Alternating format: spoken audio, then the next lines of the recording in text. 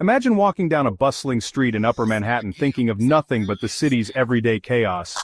Now picture, just steps away, an ordinary apartment building hiding enough drugs to kill thousands, right behind secret trapdoors in the walls. That's not a movie plot. It's exactly what law enforcement uncovered in Washington Heights, New York City, in one of the biggest and most chilling drug busts of 2025. The DEA had been investigating this operation for 3 years.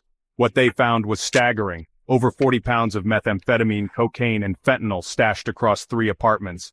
The setup was straight out of a crime thriller: trapdoors, hidden compartments, and an industrial-sized pill press capable of making hundreds of thousands of pills. But here's where it gets even scarier. These weren't just any pills. The traffickers were pressing them to look like marshmallows from Lucky Charms cereal. Why? To market them to young people, especially teens and students heading back to school or college.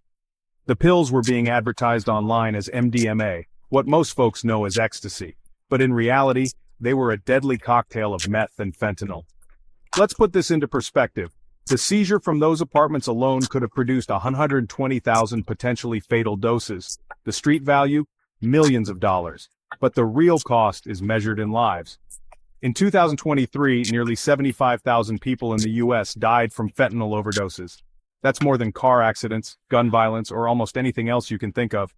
Drug overdoses are now the leading cause of death for young Americans. And the methods traffickers are using? They're shockingly sophisticated. We're talking about secret wall compartments, industrial machines, and a supply chain that starts in China, passes through Mexico, and ends up on the streets of New York.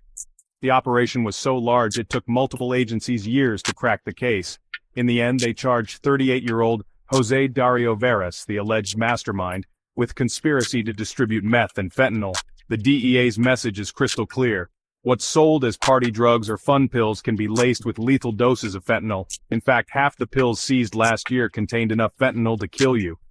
So if you think this stuff only happens in movies or far-off places, think again. It's happening right now, in real life, in neighborhoods just like yours. And as schools and colleges reopen, the risk is on the rise.